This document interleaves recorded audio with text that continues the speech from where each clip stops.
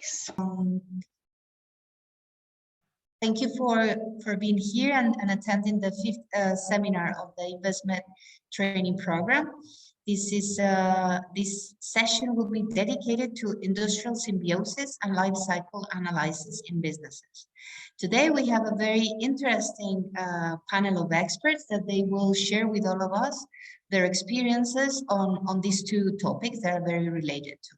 So just to make a short introduction, what it is relevant about the incorporation of industrial symbiosis in the strategies of the businesses and the incorporation of a life cycle analysis is relevant, not only because it makes more competitive the processes, but also makes a straightforward linkage to the current European policies related to green and digital transitions. Today, we will explore from two different scopes. First, as how the businesses, an example that Veronica will explain us, how to incorporate these topics in and have some explicit examples of this implementation. And then also we will we'll make a review about how research is advancing also in generating and producing information and monitoring about these processes. So let me introduce you the first panelist. She's Veronica Cucinao. She's founder and CEO of Symbiosis. She founded in 2004 a company named Cicla, and it was one of the first pioneer companies in Spain dedicated to waste recycling and production of products in the base of recycled materials. She's co-founder of Symbiosis and implementing circular economy and industrial symbiosis projects in the territory. She's also president of the Energy and Waste Commission of the Catalan Agricultural Engineers Association, and it's an active member of various national and European entities, think tanks and forums towards circular economy, development of the industrial symbiosis. She's agricultural engineer with several degrees in business management in Spain and China, as well as business design and business innovation. I think Veronica will have a very inspiring example of the application of these concepts. So welcome, Veronica, and give you the floor. Thank you, Cynthia. Good morning, everybody. It's a pleasure being here in the seminar, talking about this passionate subject like the industrial symbiosis is. I will explain some examples in Catalonia, and for do this, I will share my screen. Hope everybody is seeing it. When I talk about industrial symbiosis, well, this is my company. We implement industrial symbiosis projects in territories. What I'm saying, when I start explaining what symbiosis is, or industrial symbiosis is, I always like to start with this picture of a forest, because in a forest there is no waste. All the energy comes from the sun.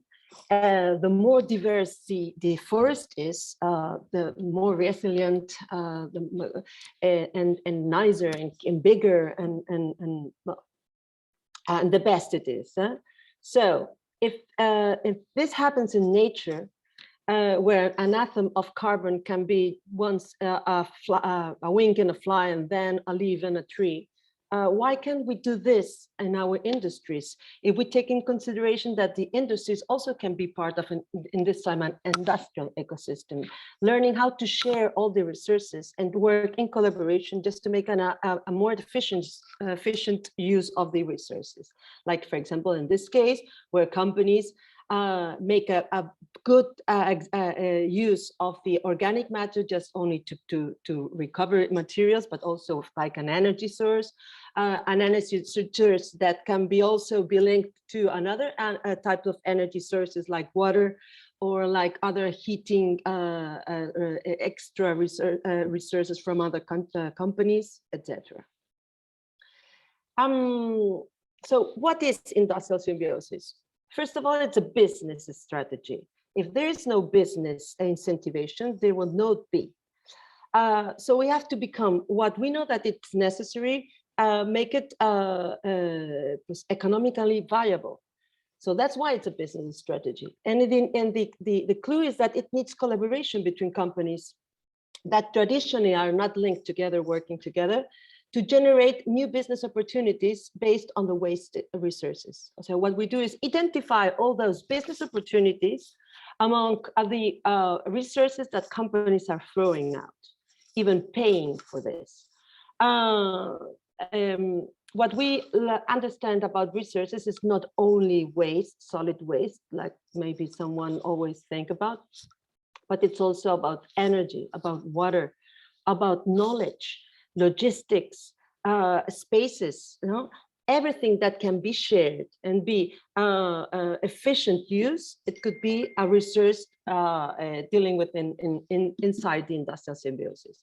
And this is why, because we want to solve these inefficiencies in this management of the resources, because internally, companies can do whatever they do, and they are very efficient if they can do it by themselves. But there is a line beyond that. You need collaboration to improve the efficiency. And that is where industrial symbiosis work, in this place that it needs the collaboration between companies.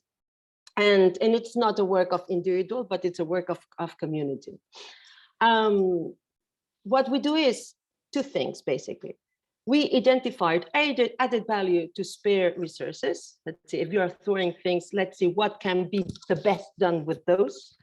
And the other side is, let's explore innovative solutions for resource providing. In other words, what are you buying that maybe we can just switch it to another type of buying inside in the circle of material resources. All this, I insist, needs collaboration, needs a systemic vision of industrial environment, intersectoral focus, industrial ecosystem. We need a lot of companies and from a lot of different types of sectors, because if we only have pine trees in a forest, it's not a forest. So we need a lot of different types of industries working in the industrial ecosystem, a lot of sizes, a lot of sectors, a lot of materials. Just this it's the only way that makes sense to make a resource efficient in the territory. In Catalonia, we started with a pilot project called Manresa in Symbiosis in 2014. And we started as a pilot because we wanted to test all the experiences that in the north of Europe were, since a lot of years being implemented, were based on a cultural thing that maybe northern companies are more used to share things. No, culturally they are prepared to share and collaborate.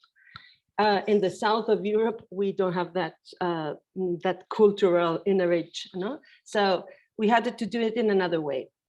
What we said is that here we did it because there was a very powerful association, business association called Bufalvent, that they were working 25 years together, and they said that it was the moment to work in developing business together, because we work only as association, sharing the industrial area, the lights, the lighting, or the signing, but not business. So this was they were prepared to do this, and we had the support of the public to do this. At the end, we ended with this a relationship between companies. Basically, we had a very, very important sharing of heat, because there was the water treatment plant and the waste solid treatment plant that they were very close together. They could share the facilities and they could share the heat, the biogas. That together with some other companies like iron, steel, and all these types of companies that are giving a lot of heat. All this area was a giving heat area, and in the north part we had a hospital that was the taker, and in the through all this space there was the industrial park where some other companies just also joined, giving some heat, like the laundry, and other just take the heat just to heat the industries or whatever. No, so and on top of this industrial heating exchange, we had another types of heating, like for types of exchanges. For instance, this company works with polypropylene tubes, bars, big facilities, because they work just manipulating all these materials to build air filtering devices in companies. So in this manipulation, they have a lot of scrap that it was already recycled, but in the same industrial area, there was this company that was extruding bars. So what we did is, and they didn't work with each other. So basically what we did is to present them and try. This company is giving all the scraps to the Lutesor, and Lutesor is extruding the bars that the first one is consuming. So this rounds the circle, closes the circle, and also it makes this company have a client inside the industrial area. So transportation is minimum, there's business development, etc. This is a very easy and funny symbiosis between this company. Fitayer was just cutting some boards just to making decoration for painting and all the scrap things. And they needed some protection material, no? But just in the sides, no, there was another company that was making suits, and they had this, you know, what where they cut it from, and this it was also scrap. So now they don't buy this protecting material. Just they go outside, they go in the side factory, and they take the material to protect the boxes. So and they knew each other. They are working just to make it better for each other, and it's a collaboration that before that happened. No? And also in Manresa, it's nice to have a scrap store that it's the social project, because all these projects in Symbiosis, they have a lot of social potential development in the area. And here they put all together all the materials like buttons, like scraps for the industries, and make all the schools pass through, and all the decoration for Christmas time or whatever. They just have the material, and they also learn about the recycling and the material efficiency and doing in the municipality. You know? At the end, all this ended in an office. It started like a business, public foundation. Now it's also public, but managed by the association, the business association, giving the service to all the companies in the region. We have a lot of projects, 16 projects around Catalonia, 142 municipalities and regions involved. In all between them, we identified 220 opportunities in synergies. And in the basis, we have in the database, we have 18,000 companies. Just go through some of the main projects. This is one of the oldest one as well. And it's nice because 3 municipalities work together because they shared the industrial area. You know, the 3 colors are different municipalities, but they are touching one together. So they said that it was no sense that working municipality by municipality, and they work together. And this is a nice thing because it's not only about synergies between companies, it's also about synergies about the government, you know, the management of all these projects. This project was very, very good in visualizing all the opportunities and the examples, the good examples, the case studies. And they did a very good job in making infographies like this one, showing all the opportunities that they identified in the territory. This other project was in Berguedà. It's in a very more agriculture-based territory. There, what we did is a lot of networking between the the companies, no, the farmers, in fact, because they needed them to understand the potential, the strategic potential of working together in some facilities, investments, or waste use of the waste. Sorry. And what they did is a lot of meetings in the morning, coffees and training, and at the end they also ended with synergies, no, with basically on biogas and energy and organic waste. This is an example of it is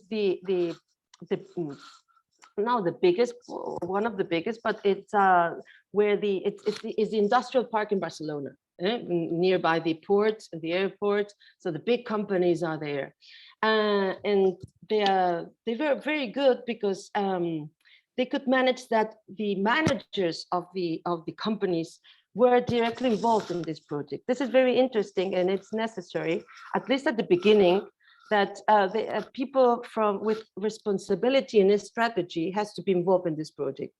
And afterward, we will end working with the technical people. But at the first stage, it's very important that the companies understands the strategic importance of being part of all this project. No? And this happened here.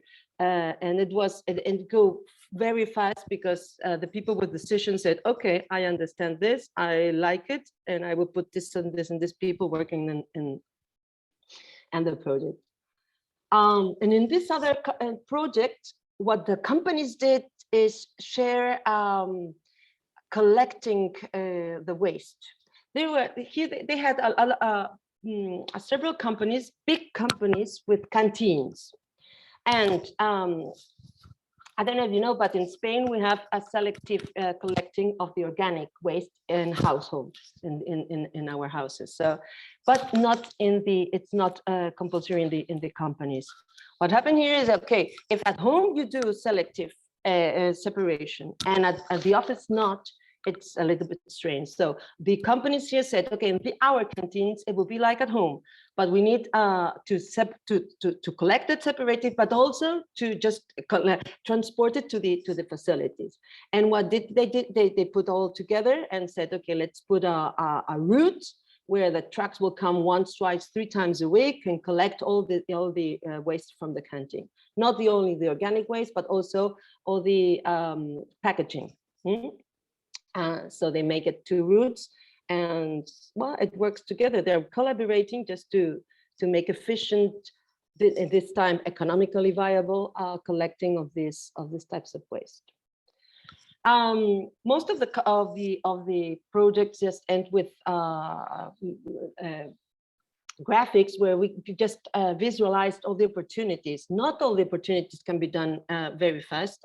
It takes a long time, but at least they are there. They are identified, and we know how to empirize sometimes, well, most of the times, and we know what to do in every one of them. Not all of them are suitable to do it now. Maybe they have to wait until, sometimes it's the law they have to change. Sometimes it's the cultural thing of the companies. Sometimes it's investment. I don't know, but at least they are all identified in different types of visualization. Here is by sectors.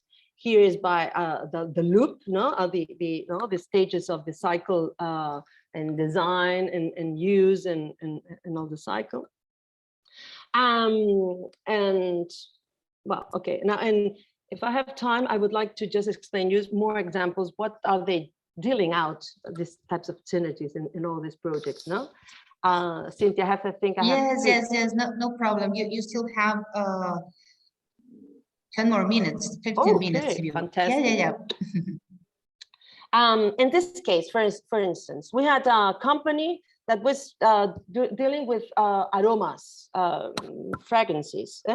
And for do this, what they do is like making tea, like they put it in a hot water, the whatever type of fruits or the essence they have. And with the water, they do the fragrance.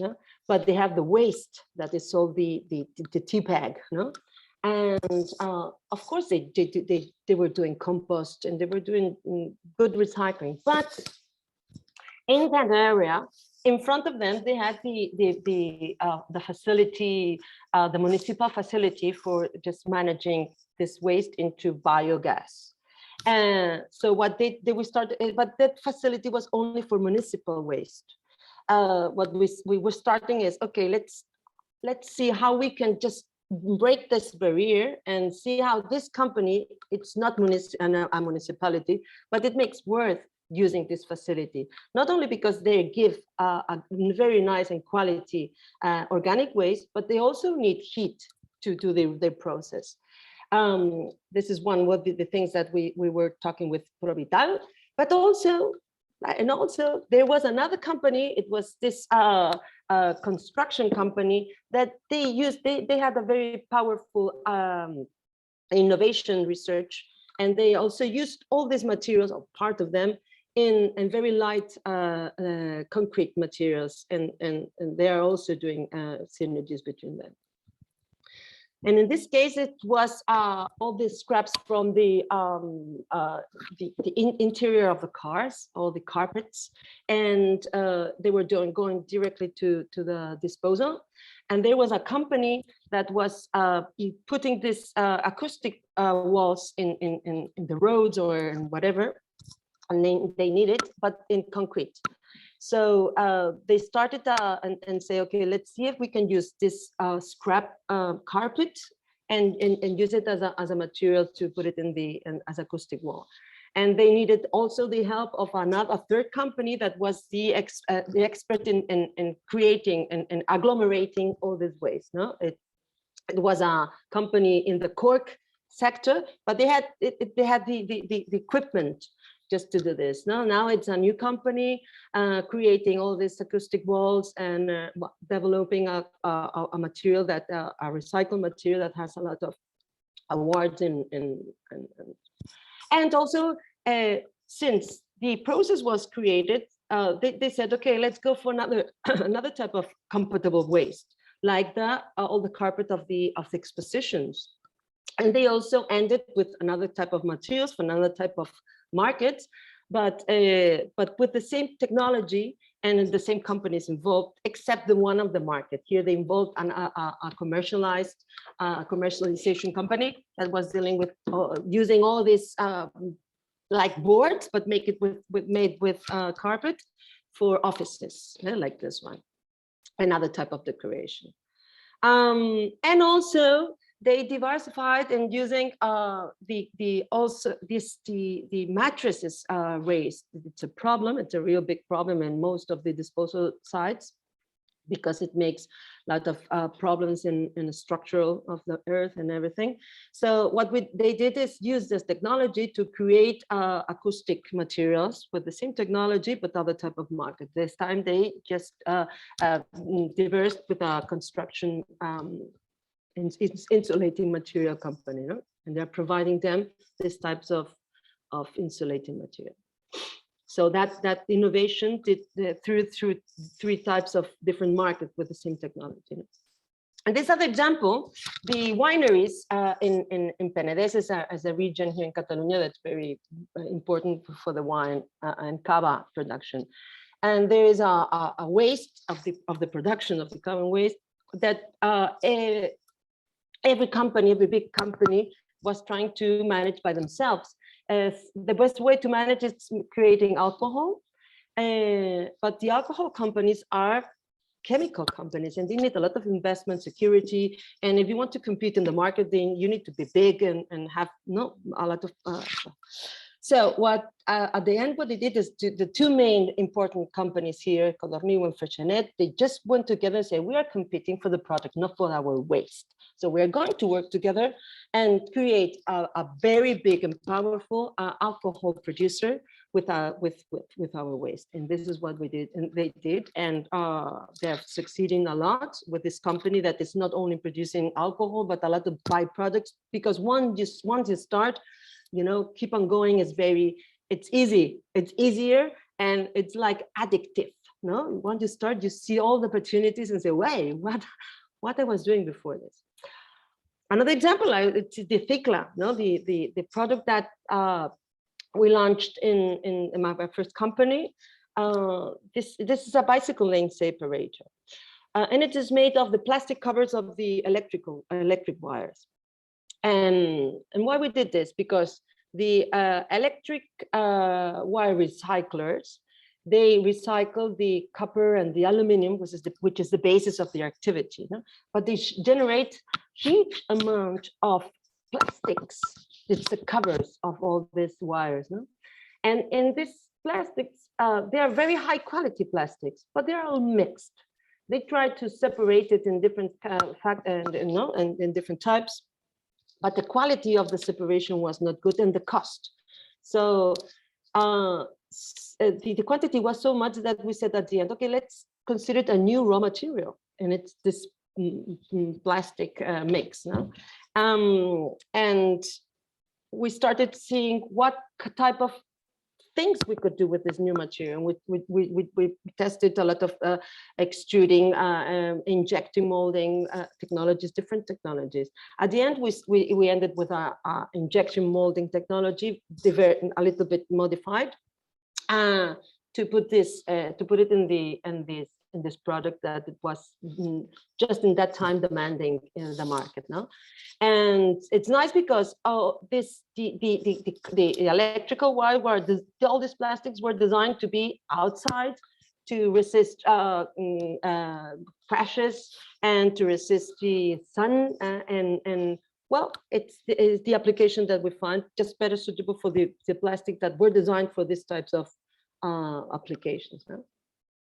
So, in a view, what we're doing in Symbiosis is detecting all the inputs. What are the companies needing?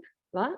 And what is that they need that comes outside, importing, and what is produced inside, like production, local production? What are they taking out? What type of waste are they generating? What are they doing with this waste? With the waste that they are throwing, which is the opportunities, because there are technologies to recycle them. If these technologies are there in the territory, yes, let's go and find it. If not, are they outside? So maybe it's interesting to attract investment to that territory, with that type of technology.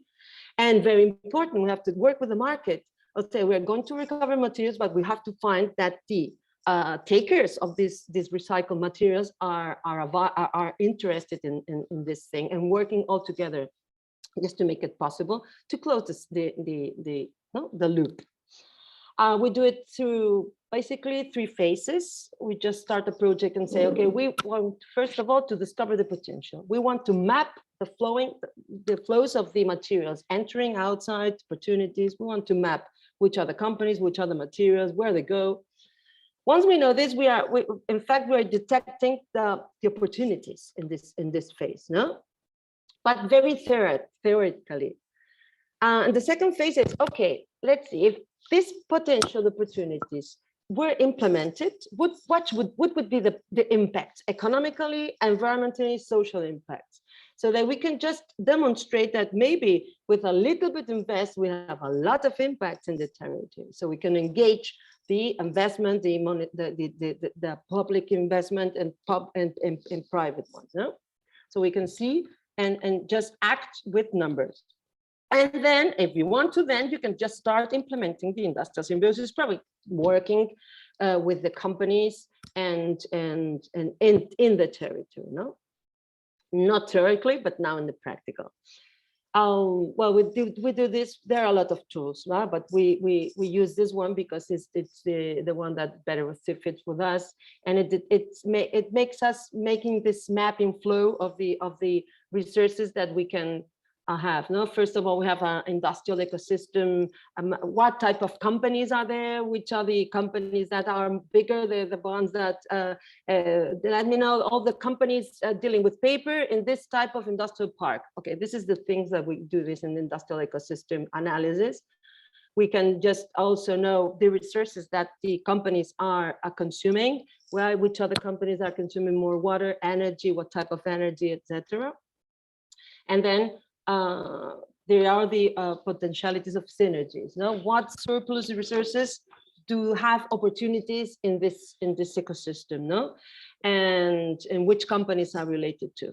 And this is what we do here. To end, I would like to just put down some reflections of industrial symbiosis, some thinkings. I want to say that the symbiotic collaboration rarely appears spontaneously. It needs to be pushed on. For this, it's always needed what we call a facilitator, and it's an proactive promoter that makes things happen. But this facilitating needs money, or it comes from the companies that they foresee this opportunity and they work together and pay for somebody for them to identify these opportunities, or it has to be involved in a public way. Is it the territorial governance, whatever, municipality, regional, that foresees that opportunity and works for the company as a service. This is what the strategy that we are dealing here in Catalonia. It's very, very, very important to collecting data from the resources. We don't have data. Every time industrial symbiosis comes out, there's an interviews and asking the companies again and again, what are their surplus? What do you consume? All this information is unreliable because companies already gave this information hundreds of times, no? So what we're doing is dealing with this public information and try to use it in a different way. So we are recycling public information of the companies to give it back to the companies. We use it in the Syner platform that I said before. But it's very important to this, no? Some territories, they don't still have digitalized all the information about waste, for instance, and it's very, very important.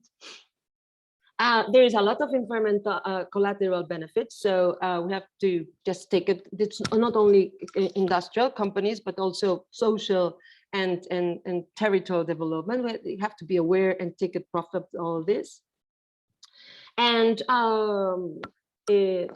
they promote the business associations. It's a basic thing that companies do not work isolated, but they work in collaboration. And the best thing of working in collaboration is being associated. If it's in a cluster or in an industrial park association, whatever, but working together. And this entity representing the companies is essential to develop the industrial symbiosis project, because if not, the efforts are so big that it's unaffordable. And at the end, it saves cost to the public administration at the end, so that it makes sense that the public administration also gets involved from the beginning in all these types of projects. So what I say is that, okay, this is like a train that now it goes slowly, but once this train, the circular economy train, gets enough passengers, it will start speeding up. And when they speed up, all the companies inside will be nice, and the companies outside will stay up back. So don't lose the train. The industrial symbiosis projects in your territories could be one of those trains, so don't lose it. And this is my last slide. I don't know if you know this.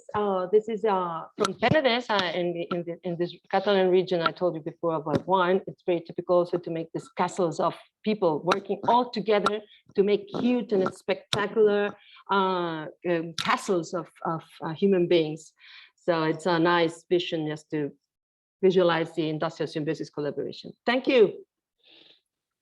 Thank you very much, Veronica. I love this last image because indeed, I think that the strongest thing that you are explaining is the relevance of collaboration, the clustering, the not isolated decisions, but collaborative, community-based from the industry perspective. So thank you very much, Veronica.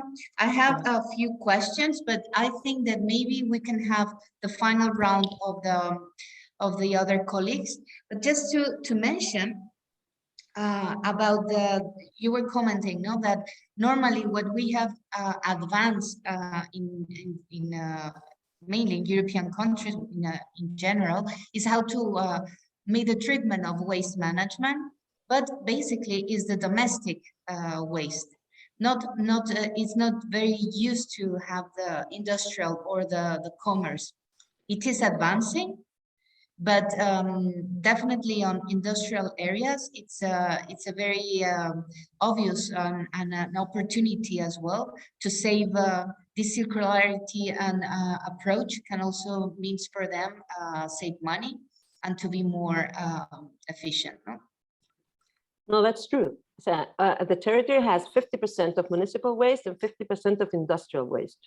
And when we talk about waste, when politicians talk about waste, they only talk about the municipal ones because of the public. They have their figures and all this, and it's because they are responsible. Industrial waste are for private companies and management, but it's the half of the waste that we have in the territory. So, okay, it could be managed by privates. It's okay, but you have to be aware of that quantities and where they goes and how it can just synergize with your municipal facilities and your municipal waste, because there are a lot of facilities, not only in waste, on water and in energy.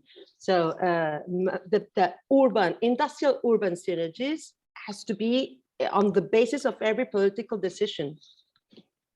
Okay. So let's, there is a comment from Hafadriz that he has the opportunity to work as a project manager on the National Democracy Institute. And yes, you know what it means, right? Okay, so thank you, Veronica. So I will take some notes, and let me give the floor to present Amos. Let me share the screen just a bit. So, sorry. Amos and Q, he's a PhD candidate for industrial ecology and circular economy. He's from the University of Partenov in Naples. He's a researcher and he's working in the Realizing the Transition to a Circular Economy Retrace European project. And his role is focused basically on understanding environmental implications of a transition towards the carbonized economy, with particular focus on agri-food chains, construction, and energy sectors. Amos specifically relies on analyzing and understanding associated environmental consequences, relation resource material flows, and energy stocks with a system context, while applying multiple methods, including life cycle assessment, energy accounting, and stakeholder engagement. His work has been published in several peer-reviewed journals, such as Journal of Cleaner Production, Science of Total Environment, among others. So I'm very, very pleased to welcome Amos. He's joining us from Canada. So thank you very much for the effort, Amos. And I think that your perspective now we will open for from the research point of view, which are the advances that we're having. So the floor is yours, please, Amos. Yeah, it says I cannot start. That you cannot share. Yeah, they say another participant is sharing the screen. Yes, I can do it. Wait. But you should do. Okay, I think. You're available? Yeah, I think now I'm able to share screen. Okay. Thank you.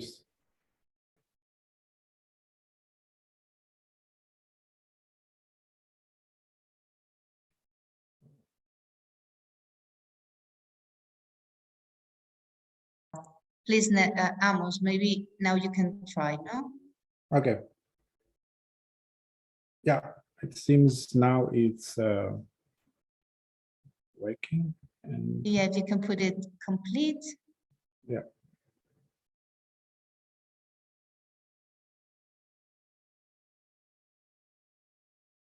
Okay, seems I'm all set, and I hope everyone can see the screen in full view.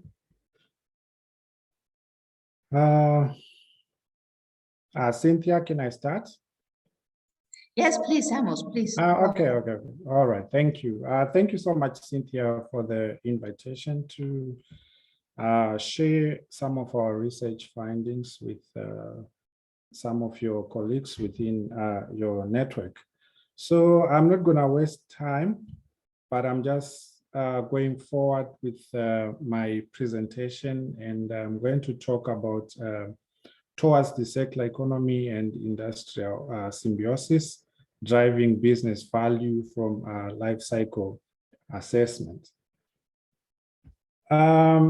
So I will just give a brief definition of circular economy, what it is all about. So it is an industrial economy that is restorative by intention, and the intentions are to eliminate waste, to also replace fossil-based energy with renewable energy, at the same time eliminating toxic chemicals.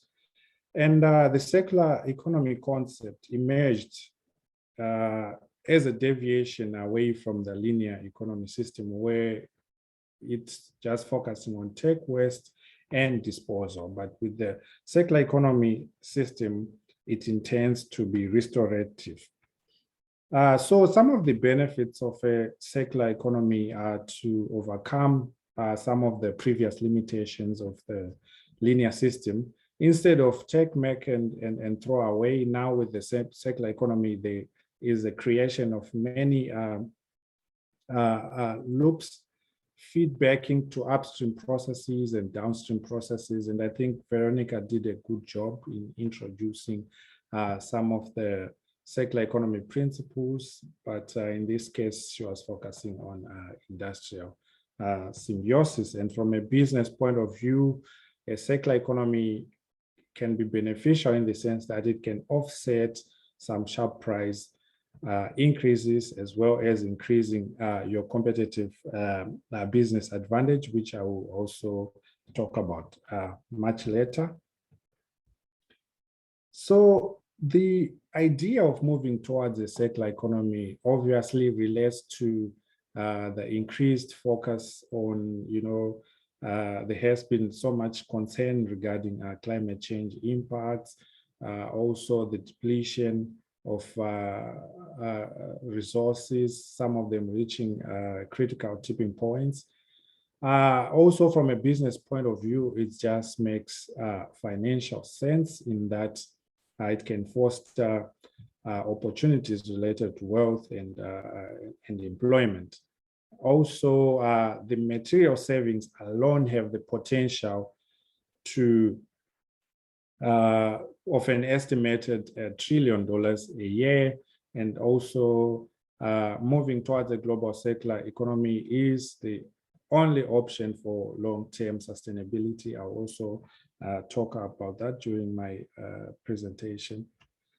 So now we have an emergence of greenwashing in marketing claims. Many companies now, they want to seem to be moving towards green production, green products. Even within the marketing schemes, you find out that even buildings, they say they have green skyscrapers, we are flying green, we produce green energy.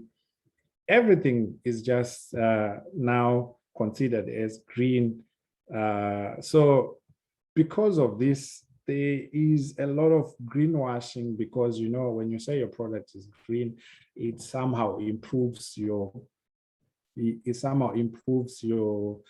image as a corporate.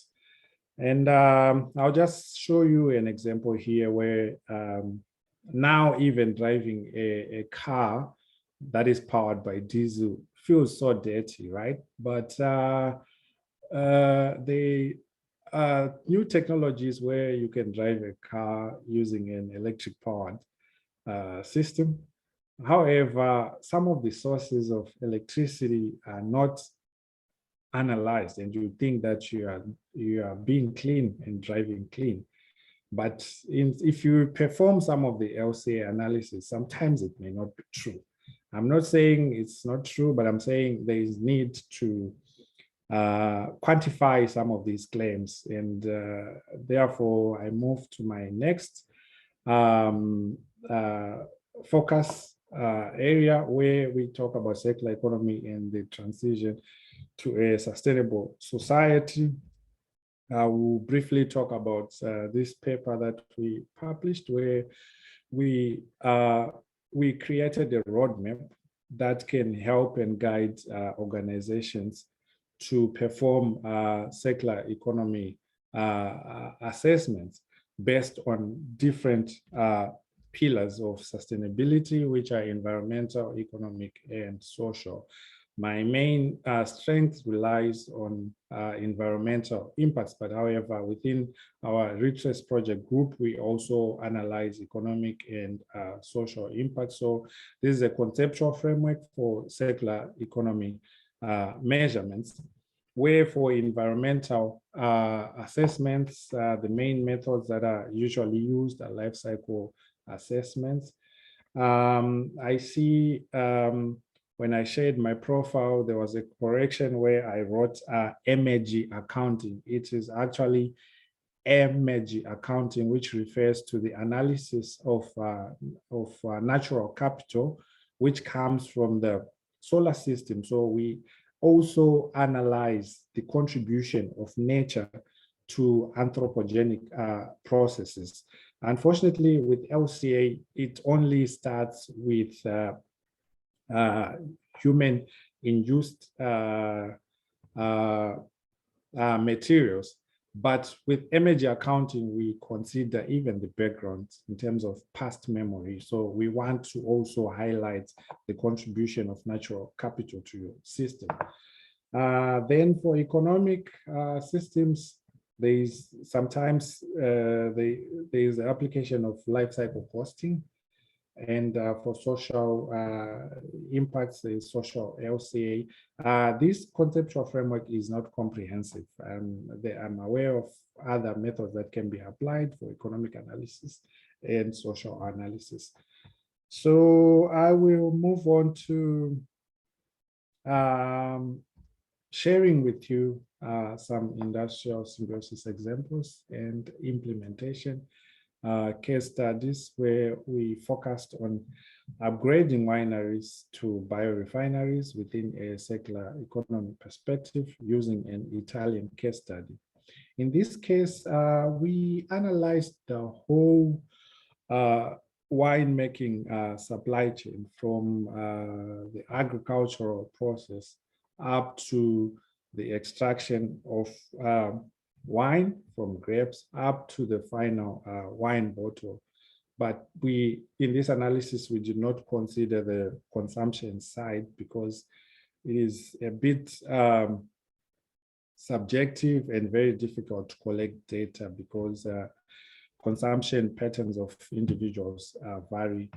So in this case study, we analyzed a linear system whereby there is no use of byproducts whatsoever. It's just you produce your wine, that's it. And so we just analyzed the environmental impacts. Then we created different scenarios where we asked ourselves different questions within the concept of industrial symbiosis, circular economy. How about if we utilize some of the byproducts that are considered as waste to recover bio-based energy chemicals? And then we can replace some of the fossil-based raw materials that have been used in the upstream processes. And let's analyze this and see if there is ever going to be any change in order to be able to make some of these environmental claims, because any green or circular economy intention does not always mean that it is sustainable. So it is very important to do these comparisons and also evaluate any transitions or interventions rather. So our final results, when we compare the linear system without the utilization of byproducts versus a system where byproducts were reused into the upstream processes. I have highlighted the results in red and green just to highlight some of the benefits. Green of course, just showing that this is a green, it's positive. The environmental benefits were positive, and red just indicates that the linear system is not favorable. So for those that are in businesses, I'm sure within our audience, we have many people that are in business. So I'll focus on the on climate change. I will leave other impact categories. For those that may be interested, you may, of course, follow the published paper, which is available online. But I will focus on climate change. As you know, as businesses now, many listed companies now are required to report on non-financial disclosures through ESG reports, environment, social, and governance reports. So within your environmental reporting, you need to highlight and show your internal and external stakeholders and investors how you are contributing towards reducing global emissions. So with the interventions that we applied in this case study, we can see that there was a reduction of greenhouse gases by almost 2 to 3 times as a result of the reuse of waste, which in the context of a circular economy are now byproducts where you can recover useful chemicals and materials. So this is one case study that we worked on. We also looked at the utilization of fly ash in Zimbabwe. Fly ash disposal is a huge problem faced by industries in Zimbabwe because at the moment the country does not have adequate disposal facilities for fly ash. So we again identified this problem and asked ourselves, what can you do with this fly ash within the concept of a circular economy? So we wrote a paper focusing on moving towards resource efficiency and circular economy in the brick manufacturing sector in Zimbabwe. So by using fly ash, in fact, the fly ash was used to replace clay soils. So as we know, clay soils are needed to support strong agricultural systems. A strong agricultural system will eventually ensure there is food security. So with this intervention, we were trying to protect our arable lands through avoiding the extraction of clay soils, but rather using fly ash as a replacement for clay soils. So we again analyzed a natural system, business as usual, where there is that use, 100% use of fly ash, 100% use of clay to make a brick. Then we created different scenarios where we had to categorize the components of fly ash that can be added within your brick manufacturing. Like, for example, you add 10% fly ash, 25% fly ash, and 100% fly ash. And as you can see, I'll focus again on global warming, greenhouse gas related to climate change reductions. You will see from these results that with 100% fly ash replacing clay, there is significant reduction in terms of carbon emissions. So as you write those reports, ESG reports or corporate reports, non-financial disclosures, these are some of the interesting issues and results to put on your reports in order to convince stakeholders, investors, or even regulatory authorities in your respective countries. We also worked on another case study here in Canada where there is an emerging interest on renewable natural gas, which can be obtained from organic waste. So we analyzed the system, a business as usual system of processing and treating organic waste that has been collected to produce biogas without upgrading biogas to renewable natural gas. We also then considered an upgrade of biogas to renewable natural gas, and we analyzed our system based on these different scenarios. And in the end, we're able to compare an electricity that has been obtained from biogas versus the electricity that has been obtained from the national grid. And we compared the results again just to see whether or not this makes a lot of sense, because again, I want to emphasize that despite the good intentions of transitioning towards a circular economy, it may not be obvious that you will reduce environmental impact. Sometimes it can even be worse. Sometimes you may even create other problems for other industries. So it's important to always measure and monitor our progress as we move towards a circular economy.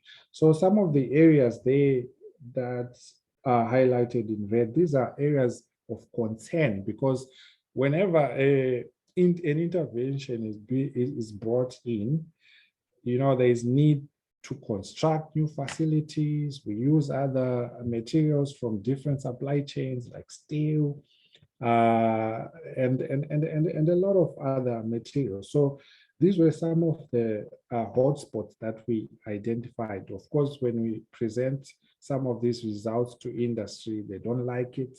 Again, this relates to the issue of greenwashing, where every company wants to be seen as being green and sometimes hiding some of this information, but it has to come out so that we can find improvement options and reduce environmental or rather contribute towards reducing the impact of climate change. So of course, the byproducts that are obtained, the bio-based byproducts that are obtained from this process, they perform much better as compared to fossil-based, but they are not always green in many cases if you analyze the whole supply chain. So it's important to identify some of these hotspots so that we can find improvement options and truly contribute to reducing climate change, and also produce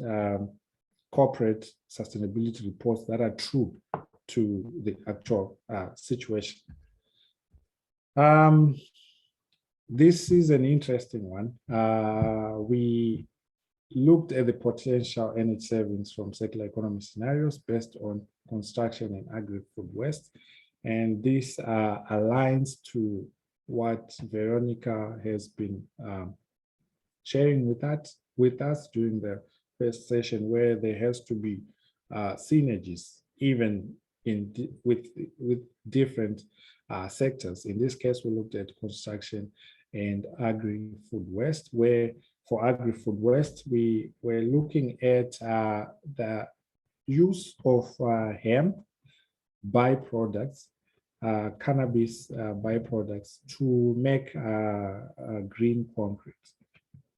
And again, because of this suggested intervention, it's important again to always measure to see if it's true to the environmental intentions. And again, environmental impacts seem to decrease the more you use these byproducts within a circular economy. So I'm trying not to get much into the details, because in each of these papers, there is a lot of calculations that go on. Like, for example, the winery paper, we considered an exergy analysis where we were we actually look at the potential of a chemical or a substance to perform actual work. So I may not go into those details, but just highlighting to you how this may be important from a business point of view, highlighting how these reductions are important in terms of sustainability report writing, if our audience is mainly business people. So from these LCA results, how does this help us? For example, how do I communicate my LCA results to benefit businesses, right? So after the completion of an LCA, the real work actually begins in terms of implementing. You know, like it's okay to show these figures.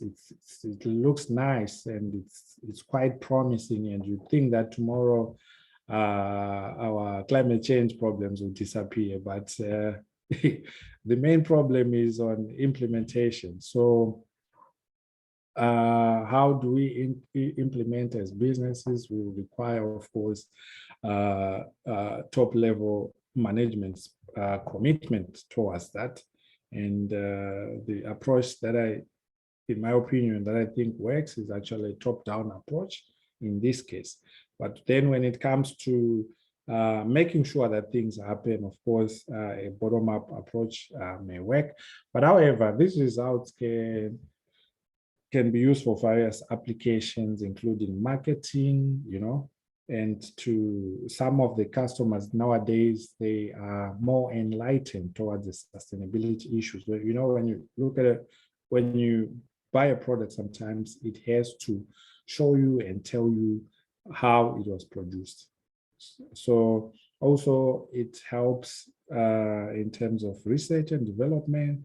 And at the same time, it also helps from a strategic point of view, because an LCA helps you to identify certain problematic areas. So for example, in the winery paper, the problematic area was actually the use of pesticides and fertilizers and chemical fertilizers. So these are the areas that you may want to improve as a company or as an industry.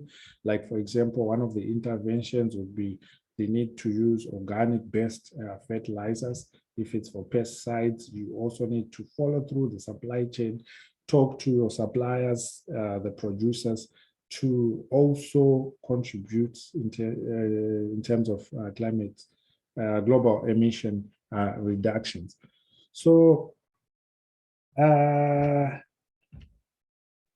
now, in terms of emission reductions, I'm focusing on this because I see a lot of ESG reports from corporates. They are spending so much time telling us how they are reducing their emissions. And sometimes I find some of these reports quite ambitious, such that you would think that tomorrow we're not going to have climate-related problems. So the traditional offsetting system really has been like 1 ton of CO2 that has been emitted. If you add it to the avoided CO2 that might have been emitted somewhere, that you actually are assuming that it might have been emitted somewhere because I've done this intervention, is equal to your 1 ton of CO2 that is emitted. But what we actually need is actual carbon removals, where we have to target net zero emissions. And many countries, many organizations, they seem to have committed to move towards net zero carbon emissions. So there has to be a sink, it has to be removed by industrial symbiosis interventions, circular economy interventions. And I think at this point, I'm done with my presentation. Thank you all for listening. Thank you very much, Amos. It's very, very interesting, all the research that you have been working with related to circular economy, precisely to industrial symbiosis.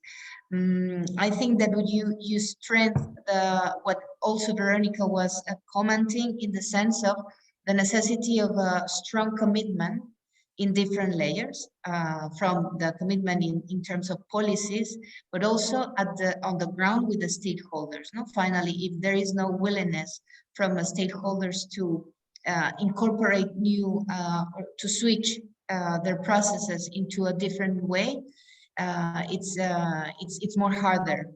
And also, I very appreciate that you constantly are commenting that it is worth it to measure, it's worth it to estimate, not only to have the numbers, but also to have the proper decision.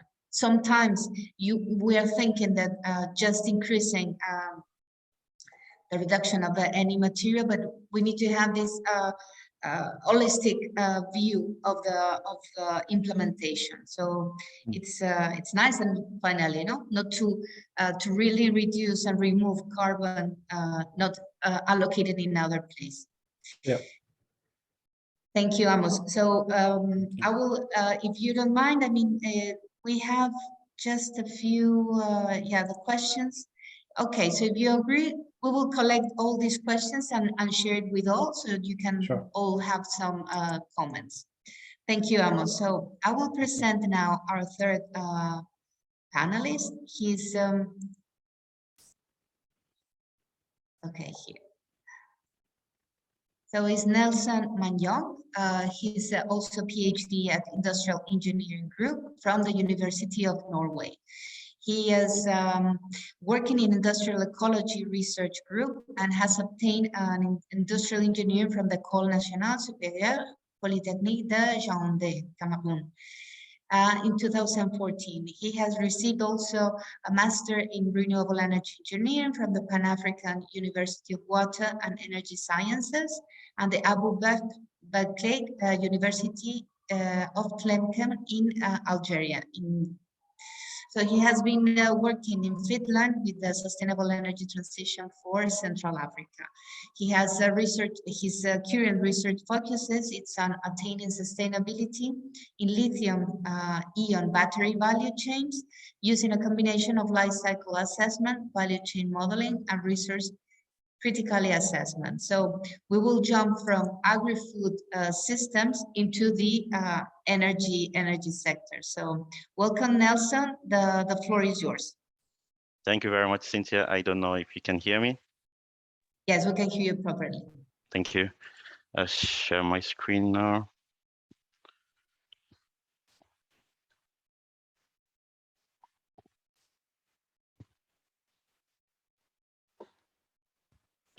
I don't know which of my screens you're seeing. Yes, we can see it. Okay, great. Thank you very much, everyone, and thank you, Cynthia, for the opportunity to share what I've been working on life cycle assessment. And I would try to communicate the results, to communicate more from how we can convert our results to more sustainable business decisions.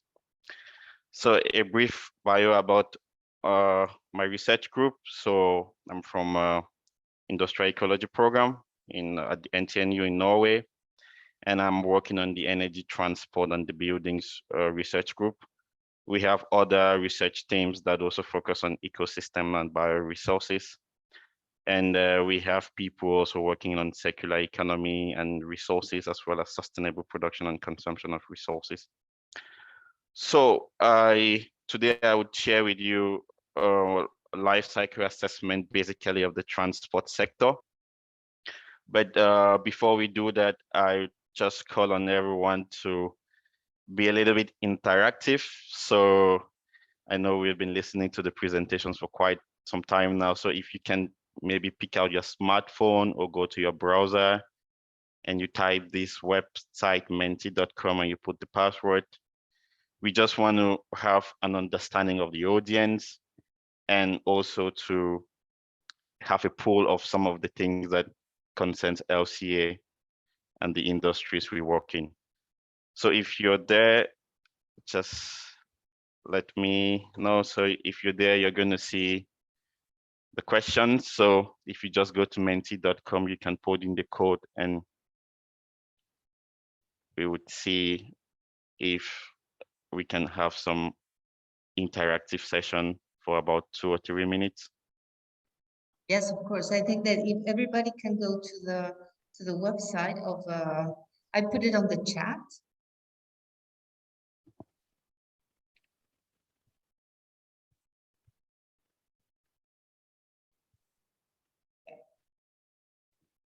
Then you just put the password. Yes, the passcode 87429500.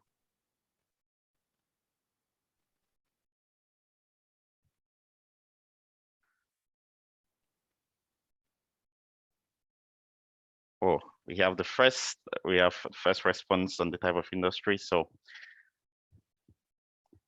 I guess they are about 36 participants. So we expect to have more or less 36 answers or around about that. Okay, maybe if I don't know if the people are going to join Nelson, or are you So I was just to get a pool on this, but I'm not sure if okay? it's probably Now we going to take. see. Yeah, I think that people are answering, but it's taking some time. Yes, yes, yes. Meanwhile, Yeah. everybody goes into the page, but I think that we have a few. Yeah. Well, it's not super important, but it's just to get a feel of the audience. Not to waste much time on this, so we go to the next question. So I guess we had 4 answers, so we expect similar 5 answers. Just type the word and then you submit. Yeah.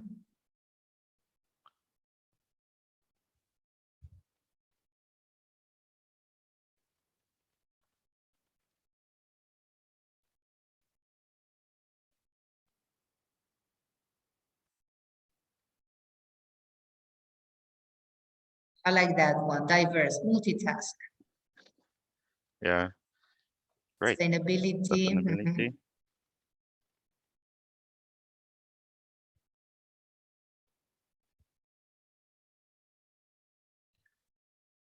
Okay, I think that we probably would move to the next slide. Research. Okay, great engineering. Yeah, nice. And well, how well do you know LCA? Now, I guess that we've had good lectures on LCA so far and industrial symbiosis, so I think we are good now.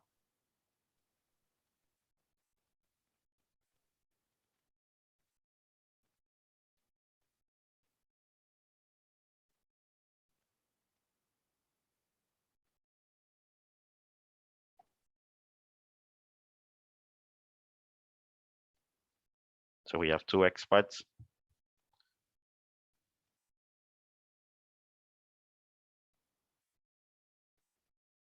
3 experts. Okay, so we go to the next and the last question, which is the view of LCA in business, and then we would continue with our presentation.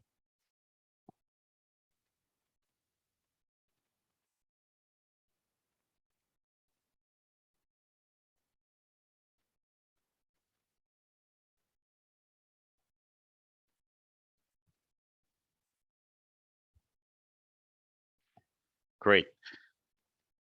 I think everyone agrees that LCA is extremely important in business. So we're just going to continue from here now. So I think we are all aligned that LCA is a very wonderful tool on the operational level, but it's also very important in business. And we're just going to go through the basics. I think we've already seen this, the LCA thing, which is a systematic assessment of the potential environmental impacts of products and services. And not to waste much time on this because Hermes has already spoken so much about that. So I'll just go to the next slide. And the objective on this slide is to try and to draw the system boundary. And this is mostly related to the transport sector, where we have decarbonization of the transport sector through using electric vehicles. So there is a very strong need for raw material extraction, particularly the specialty metals like nickel, cobalt, and manganese that are being used to develop the batteries. And then we have the production of the batteries and the electric vehicles. We have the use phase and the maintenance. Then we have disposal and or recycling. And these are the phases of the life of the life cycle of the product that are really very important to consider. And what we see that at each phase of the production process, there are some consumption of utilities and metals and some emissions that occur. And all we want to do is to be able to draw the right system boundary, evaluate the right amount of input into the material, and then the necessary output so we can quantify the resources. So generally, the system boundaries are very, very important in LCA. And I think that from the business perspective, having the right system boundary is really, really key to be able to assess how much impacts your business has on the overall production or the supply chain. So this is a very important consideration, getting the system boundary correctly. And here is an example of one of the LCAs we did for waste collection in Finland. And here we had various scenarios where you'd have incineration of the waste, we would have recycling of the plastics, anaerobic digestion, and then we have composting and landfilling. So we had to test which of these scenarios were the best and how we would combine some of these scenarios to form the best waste treatment options. So this is just to show you an example of how the system boundaries and some of the work that we've done on LCA. Now, the general role in LCA is to get the emissions and then calculate the impacts. And the results are quite obvious, I think, right? Everyone would understand the results from kind of intuitively. If you look at this, if you look at the result here, we would see that, well, landfilling and incinerator, this one performs relatively better. And again, composting and anaerobic digestion, this one performs relatively better with the system boundary in question. Now, the results sometimes are quite obvious, but what we've been doing at NTNU recently is that we want to go from traditional conventional LCAs to more process and engineering based LCAs. So instead of doing these LCAs, what we realize is that these results can change really drastically when you change some of the process parameters. And we realize, like, if you want to really perform very good LCAs, you should pay a lot of attention to what are the parameters that are defining the process. And sometimes we are looking at the efficiency of the process, like the process recoveries. We are looking at the efficiencies of the equipment. We are looking at process-dependent variables. We are looking at technology-dependent variables and also resource-dependent variables. And what we realize is that going from the conventional LCA results, you can have things that start to be quite complex to understand, right? It's not so difficult, but if you don't understand it intuitively, you have to look at what are the processes, what parameters, and how these parameters affect the result. And what we see here is one of the LCAs that we did for mineral extraction for different metals. So we are seeing that if you change just the grade of the ore that you're extracting, what is going to happen is that your impacts are going to change. And in a way, there's no particular trend, right? And you have to pay attention to this, especially when you are a company or a business. You have to pay attention to your production process, your parameters. What do you need to optimize? And therefore, we see that the LCA results are not so obvious, right? You cannot understand it intuitively, like in the case of in the previous slide I just presented. So what the key takeaway from this slide is, process-dependent LCAs are now becoming the norm. And that's one of the things that at NTNU, we are trying to develop models that on one side, we interface engineering models, developing the process-based model, and then interfacing this with life cycle assessment. And the overall importance in this is that, well, it gives you an idea of what processes are changing and how the variations in these processes change the impact. And this is really, really important, especially in climate mitigation strategies. You need to see what parameters should be taken into consideration. So overall, whether we are looking at process-dependent LCAs or the conventional LCAs, what we see is that the results communicate three things: efficiency of the processes, efficiency of the products, and efficiency of the interventions. And the LCA results could communicate all of these interventions in one. And the question is, but who really cares, right? Like, why are we so interested in the LCAs, in the processes? What is driving the impacts and all of these things concerning sustainability? And the simple answer is, well, there are lots of people who actually care. And if you look at the statistic, you see that about 80% of companies that have revenue greater than $250 million actually have sustainability or reduction of greenhouse gas emissions as one of their corporate strategies. And you see that at many levels, we have institutions, we have companies, and we have diverse people that are actually driving the concept of sustainability. And majorly using a combination of industrial symbiosis, life cycle assessment, material flow analysis, and other sustainability criteria like criticality, material criticality. So it means that there is a huge gravitation towards the direction of sustainability at every level. And this is a key takeaway from many businesses and research organizations, that there's a lot of funding, there's a lot of business opportunities in this direction. Now, but the real thing is, if we really care, so what's needed? And I really like this slide because it goes to complement what Amos was already saying about greenwashing, is that sometimes the results of the LCA do not really communicate the reality.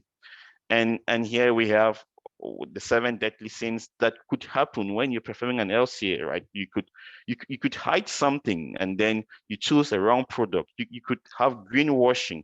And these are the things that businesses need to put into consideration when performing the LCA. Are you transparent enough? Do you have proof? Do you understand the processes? And importantly, you're not greenwashing. Your results must be transparent to the point that you can communicate them clearly.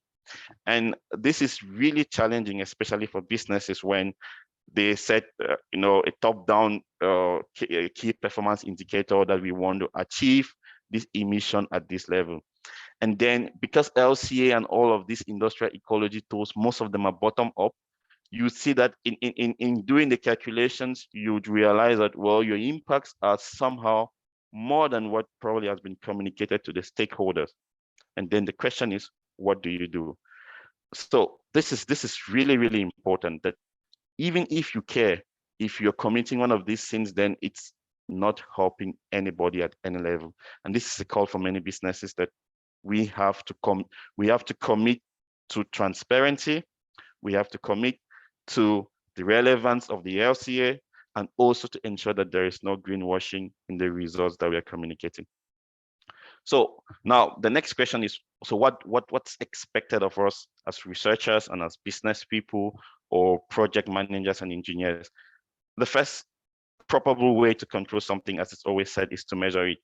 But in LCA and in sustainability, you have to measure it correctly, right? You have to get your inventory right, and you have to get your assessments right.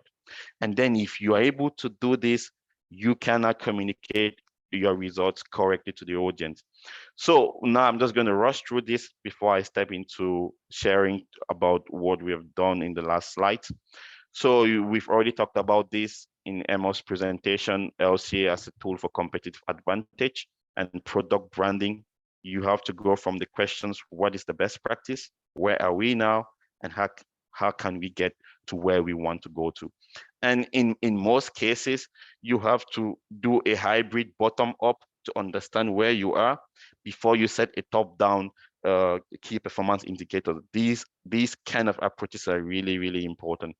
And also LCA for product development, eco design, and eco innovation. So I'm not going to spend so much time on this. And then I go to what we're really focusing at the NTNU in the research group, which is decarbonization of the land transport sector. And the simple question that we're asking is, can electric vehicles decarbonize the transport sector? And this is a very, very important question to answer, because at many levels, there is the intuitive conclusion that, well, if you get an electric vehicle, you are automatically contributing to saving the world. But in one of the research that was done by one of my colleagues, what she found out was that, well, if you compare an electric vehicle and a diesel engine or an internal combustion engine, as we collectively call them, you would see that if you look at the manufacturing stage of the electric vehicle is more carbon intensive than that of the internal combustion engines. And this is principally due to the development of the battery or the lithium-ion battery, which we are going to look at in the next slide. And if you look at the operation, now we begin to get a feel of what it means to operate your electric vehicle with the right electricity source. In this case, if you're using coal, then your electric vehicle could be more carbon intensive than internal combustion engines. And this is really very important. And that's why we need LCA to drive some of these business decisions. That if you're a country where the electricity is mainly coal, there's no point for you to buy an electric vehicle. If you're in a country where the grid, if you look at the European mix, which is a combination of different energy resources, you would see like, okay, it does make sense to have an electric vehicle averagely in Europe. But again, within individual countries in Europe, the dynamics change because some countries use more carbon intensive electricities than the others. So this is a very important message from using electric vehicles to decarbonize the transport sector. And if you look at the end of life, this is fairly the same across the internal combustion engine and the electric vehicle. So what we are seeing here is the contribution of battery in the production process. And this is really very important because we see that if you have to develop an electric vehicle, you should pay attention also to how much emissions are coming from your battery. And then this is what I'm going to talk about in the next slide. So if you look at sustainable transport, is this a new business model?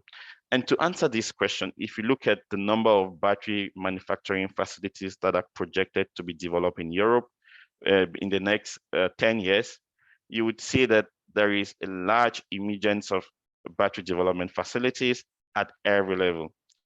And this is just for Europe, but the same case is in Asia, the same in the US and Australia, even some parts of South America. So we see that, well, there is a huge gravitation towards sustainable transport, but the battery remains the key, and also the electricity used in charging the electric vehicle in the operation phase. So the question is, what is the implication of this sustainable transport? The very first thing is that there is going to be a very large demand in the raw materials we have from the specialty metals. And we see this is million tons of material demand. So it's going to be so much enormous that there are possibilities that this could trigger sustainability constraints along the value chain. And then the second thing is the financing that is going into sustainable transport. You would see that between 2019 and 2025, it's projected that the investments would grow by almost 31.4% to achieve about $137 billion. And we see why there's a lot of traction in this direction to develop batteries. But from our research perspective, we know that because there's a lot of financing in this direction, there is a need to ensure that the value chains and the production process are sustainable. So what we have been working on is how can we decarbonize the battery value chains, and what, as I presented some of the results earlier, what we want to do here is to see how we can integrate process models to conventional LCA. And I'm not going to explain what each of these mean, but the idea here is at each process stage, there are parameters that are driving impacts at that stage. And if you're able to capture those parameters correctly, you can attribute what mitigation strategies should occur at what level of the value chain. And this is the important message that we have here. And so we have some of the results, and you see the results that are showing here, they're showing in intervals. And the takeaway from here is that each country, if you take a given country, they would be located on certain points along this box plot. But we kept it simple like this, not to avoid showing where countries lie, just to give an idea of the spread of the impacts along the value chains. And the idea is certain countries, certain value chains have certain different impacts, and you cannot generalize when you're performing an LCA. So I want to conclude with this slide, because I think my time is over. And is that so far we've talked on LCA, industrial symbiosis, and we have the tendency to lean towards the environmental dimension. But it's equally important that we have a complementary study that looks at how we can interface the environmental, the economic, and the social dimensions. And this is one of the studies that we recently completed with some of our partners in Germany, where we are looking at, if you're developing battery solutions, how do you complement the environmental impacts performed using life cycle assessments with the socioeconomic dimensions. From the economic dimension, we are looking at the criticality of the material. And this is also very important for businesses. Is your supply chain critical? How do you solve the problems of material criticality along the supply chain? So, and then we also looked at the social dimension, and this is something that sometimes is often left out because there is a big focus on the environmental dimension, but we think that it's also important that, especially along the battery value chains, we look at what are the social impacts of the value chain? What are the social impacts of the production process? So putting all of this, we realize that if you're going to put all these different criteria or these dimensions into one, you're going to have to make certain trade-offs. Trade-offs become unavoidable because at one point you would have very good impacts on the environmental side, but on the social aspect, you can be performing really badly. So you must take a trade-off, a well-balanced trade-off between these dimensions. So as conclusion, LCA is just not a tool for, it's not only a tool for academia, but you can also have to also incorporate this in the business decision, in project management. And our conclusion is, with the global business competition, we think with LCA, the winner is the one who is more sustainable, and you can achieve that with LCA. So thank you very much. You can contact me on this email address, or you can also check me on ResearchGate.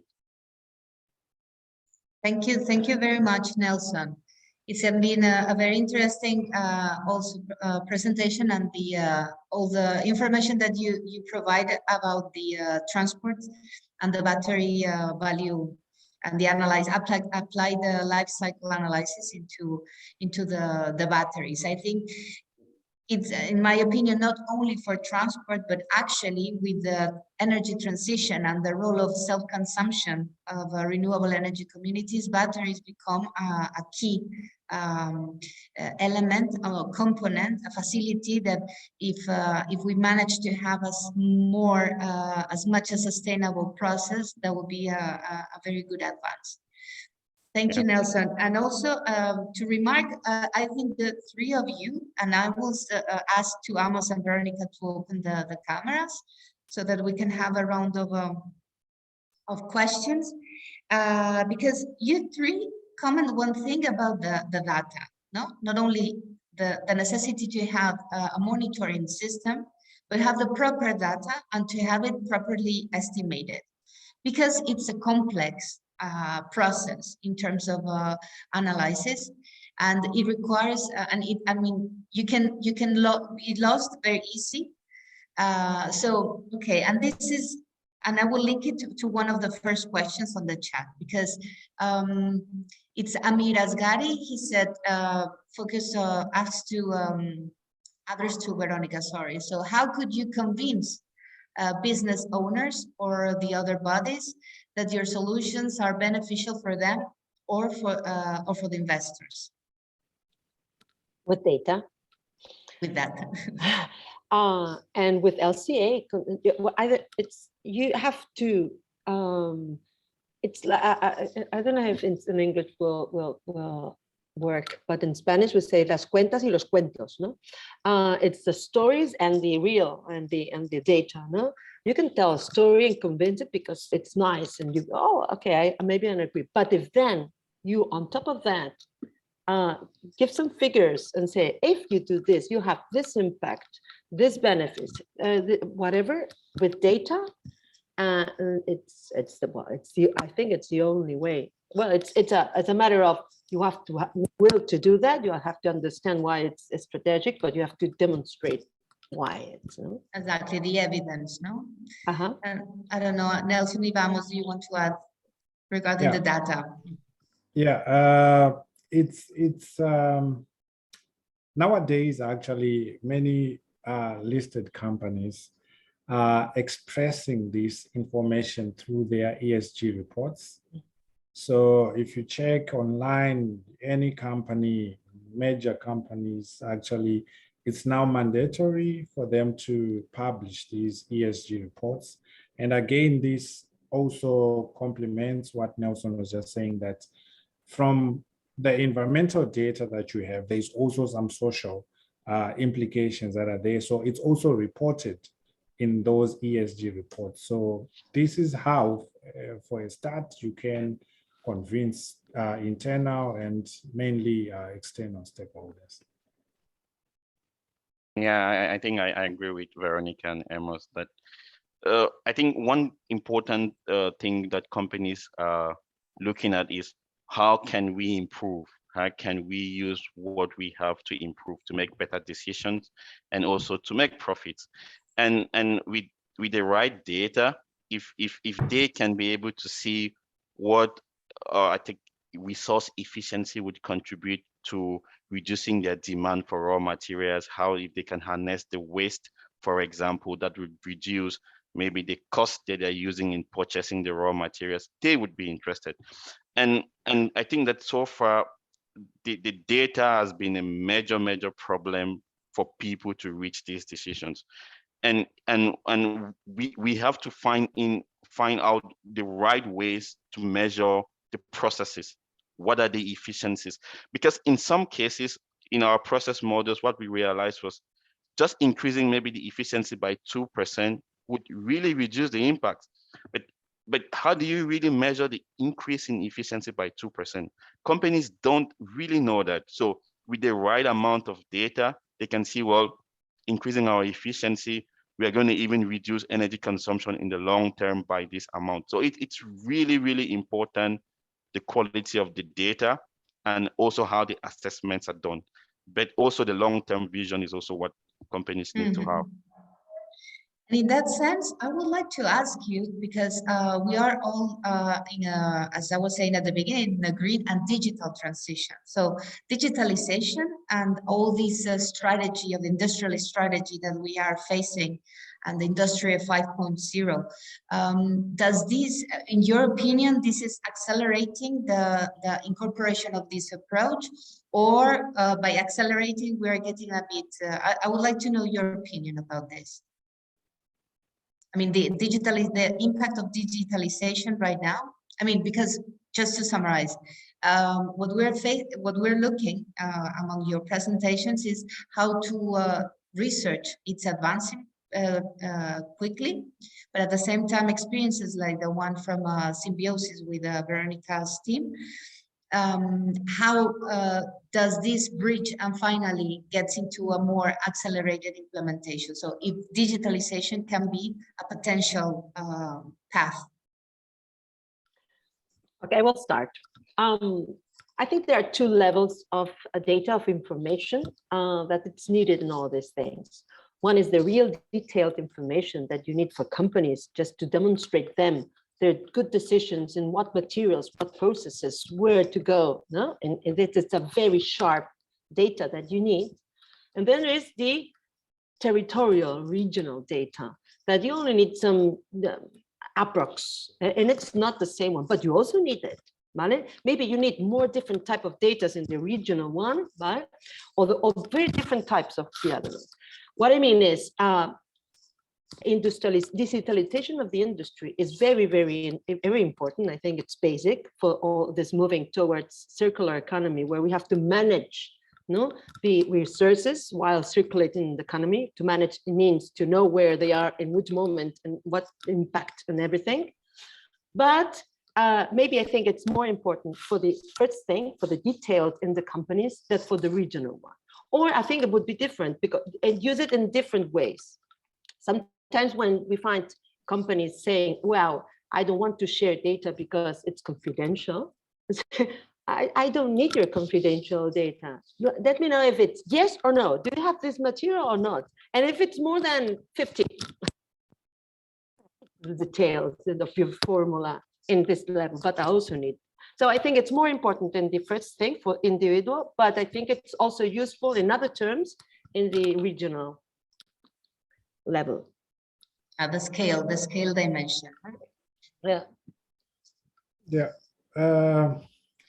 I will add from what Veronica has said, but I'm taking a different dimension where I come from a research background where my focus is in terms of, seeing whether or not introduced interventions are actually doing as what we intended them to do, right? Like, for example, the digitization efforts like Industry 4.0, it's good in terms of improving efficiency, reducing resources, right? But the rebound effects might be increased consumption. The more we digitize, the more we easily access things, the more we consume. In the long term, the problem that we might have is we now have problems of excessive consumption as a result of increased digitization and easy access to anything you want. So it's just a cautionary remark in terms of the digitization drive. Yeah, that's a very, please, Nelson.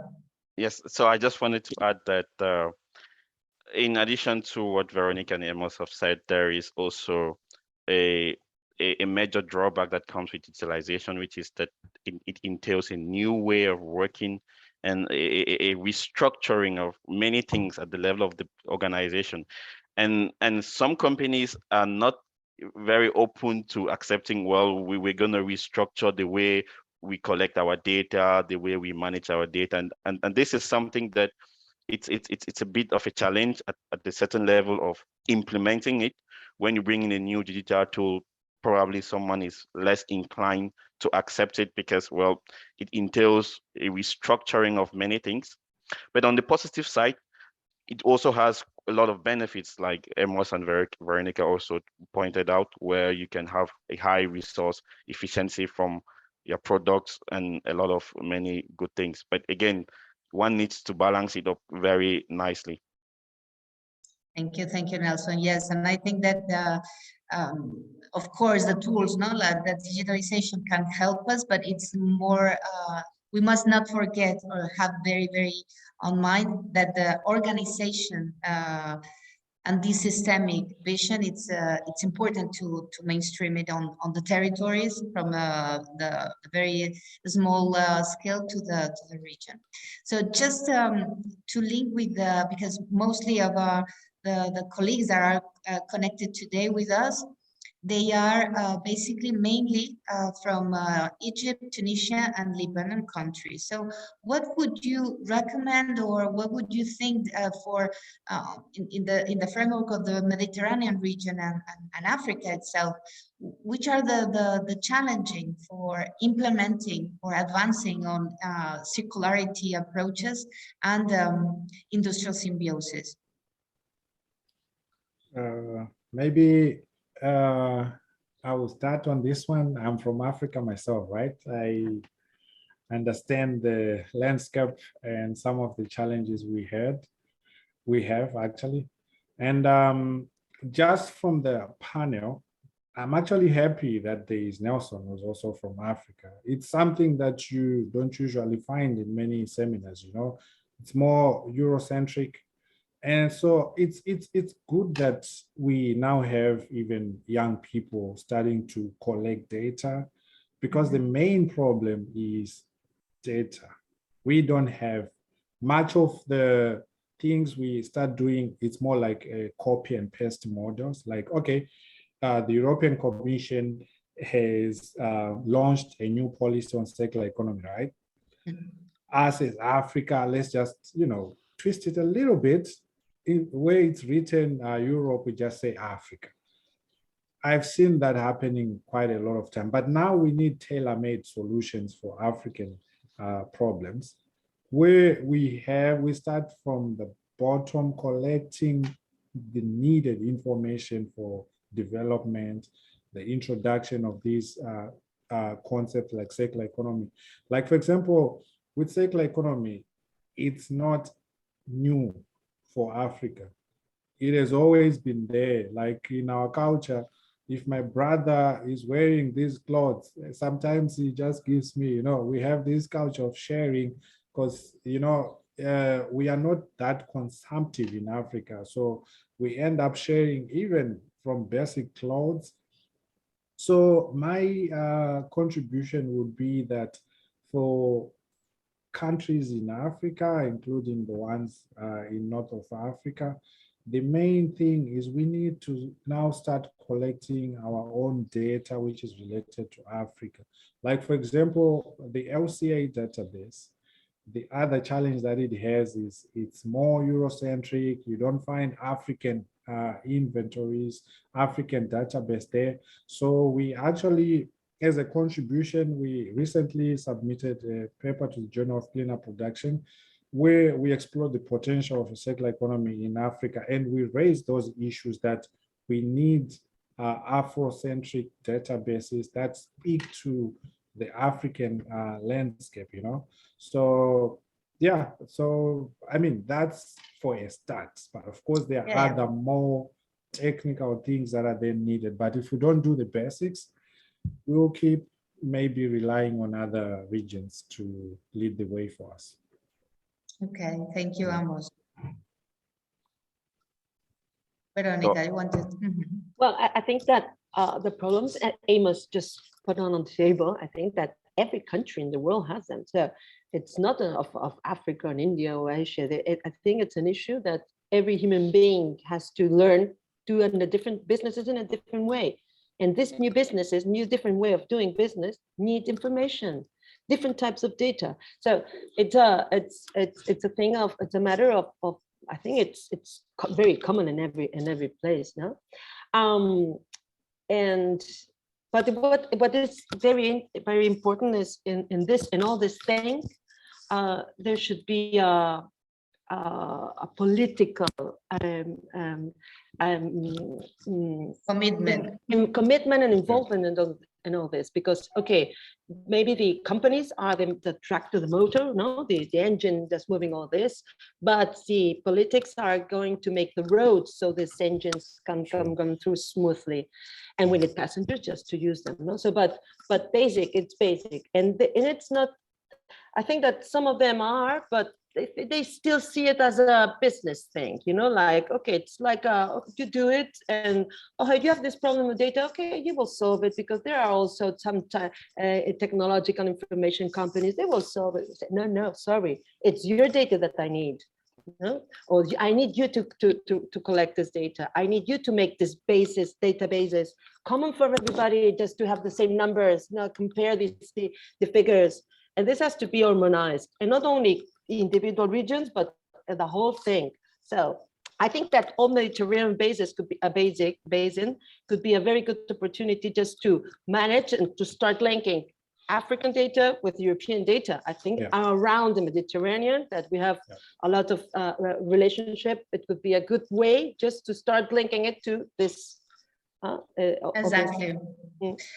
Thank you, Veronica. Now, so do you want to add Yes, just a final remark? I agree with Veronica and Amos. Like there is the need for efficient policies, and so far we don't have clearly stated policies, or there is no information where to find what policies concerning these things, and this is a real problem. The policies, sometimes they even exist, but they're not well documented. So you don't know that maybe if you have a startup that deals in circular economy, you don't have to pay taxes. Probably it's there, but it's not documented, and then no one knows about it. So I think that we have to document our policies really correctly, and then we have to, there's the need to make information go around. So that would also start a wave of people showing interest in these things, because I think that at one point, the interest is not there because there is no motivation around it. So no one really sees why should I be thinking about this at an individual level? So I think that we have to really work towards the policy direction. Yeah, absolutely. Cynthia, can I just comment regarding the circular economy transition? Like some are now saying circular economy might be capitalism 2.0, because there's always some winners and losers. Like I want to contextualize this with Africa, right? Versus, for example, Europe or China. These different countries, they have different motives, right? Like, for example, African countries are more relying on the extractive industry, where we extract our raw materials. They are not processed yet, but they might have to be processed in China. Then Europe is more consumptive, right? So with all these different needs, like for example, with the introduction of circular economy within the global setup, if our countries are not careful in terms of prioritizing their needs and where they depend on in terms of their economies, they might lose. Like for example, nowadays, there's more of substituting and replacing raw materials with new materials because of circular economy, industrial symbiosis, right? So where you were supposed to buy raw materials from Africa, you no longer need them, right? So that means you will lose in this train of circular economy. So it's very important for each and every government, not only countries in Africa, but for all the governments, to be strategic and see what they need from the circular economy. Like if it's Africa, like I originally come from Zimbabwe, right? We depend on mining. So how do we strategize and make sure that within the mining sector, we still have a position even as we transition to circular economy? Because in the end, there are winners and losers as products and materials exchange.